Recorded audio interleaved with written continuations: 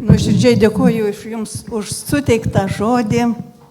Žiūriu aš į tuos garbingus žmonės, kurie šiandien čia yra susirinkę, kurie kelia klausimą, bet kodėl mes čia nusiritome taip per 35 metus?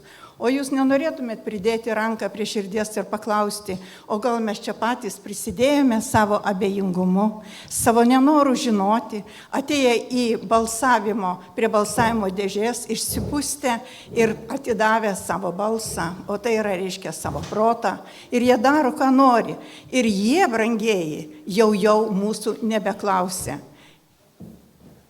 Įsižiūrėkime, pasaulis toks trapus, gyvenimas irgi mūsų laikosi ant plauko ir kiekvieną rytą atsikėlęs džiaugiesi, kad tu dar esi gyvas. Tai tokią mes turim kasdienybę. Dėl to mums reikėtų kaip nors atrasti bendrą sutarimą.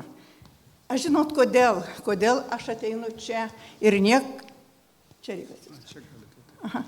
Kodėl aš čia ateinu? Kodėl aš čia dabar plevėsuoju prieš jūs? Ne tam, kad pasirodyt, kad dar galiu, o dėl to, kad man skauda širdį.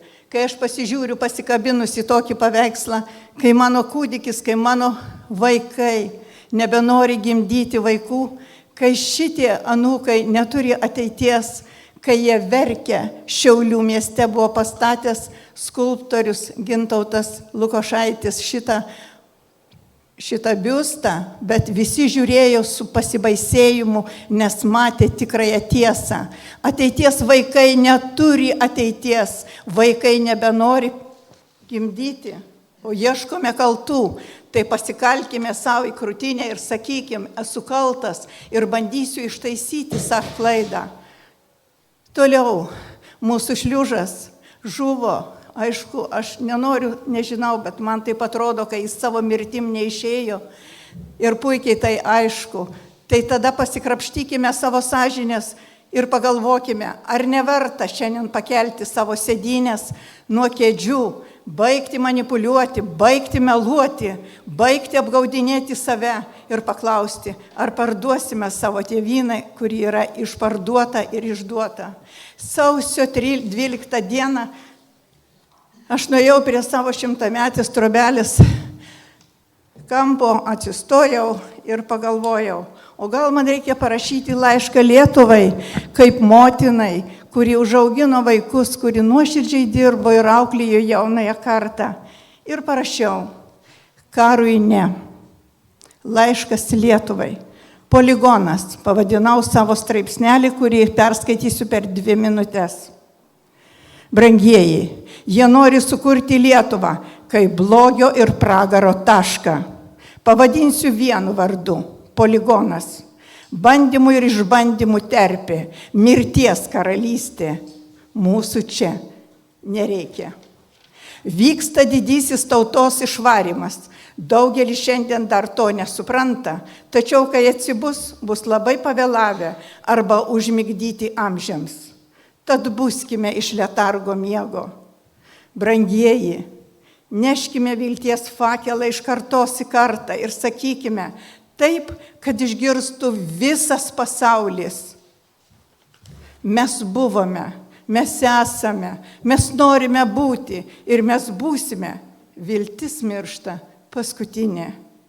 Tik išgirdę vienas kitą, tik įsiklausę ir susibūrę, apsitarę, susilieję artimos sielos, gali sukurti nenugalimą žmogišką energiją, bendrą, nesavanaudišką gėrį ir šviesaus, bei tikro žmogaus pasaulį.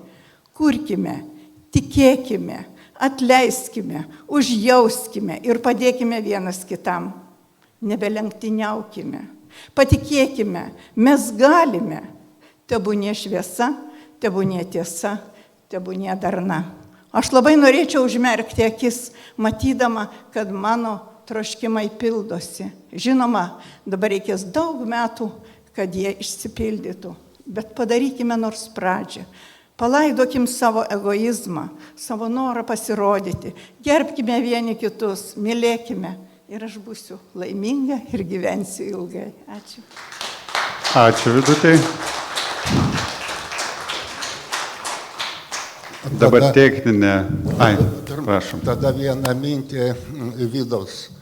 Pirmiausia, kalčiausi yra tie, kurie neįja į rinkimus. Va tie turi 2 rankom muštis į krūtinę. O čia, kurie čia atėję, tai visa žmona eina į rinkimus.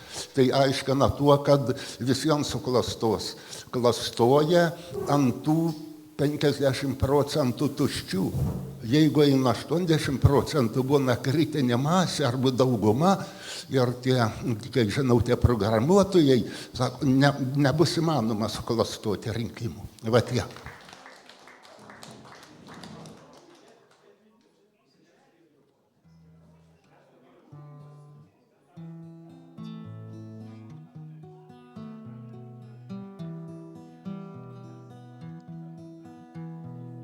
O kas mane suras? O kas mane paguos? Kada ruduo plaukuos ir vakaras languos.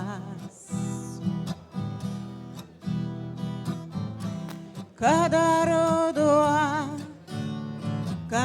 ruduo plaukuos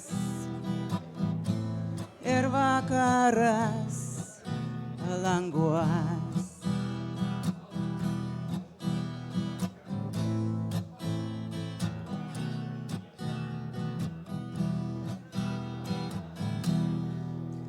Namo neparvažiuos iš pasakos gražios.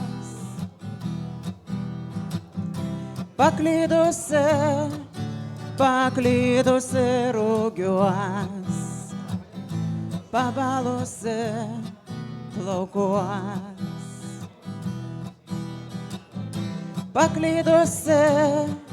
Paklydusi rugiuos, pabalusi plaukuos. Tas vakaras languos ir ta visa rugiuos. Man gera su tavim, nebėgi praeitin. Man gera su tavim, nebėgi praeitin. Kol dalgiai su visa pravirks gelsvos rugiuos, kol pražydės tamsa visų namų languos, kol pražydės tamsa visų namų languos.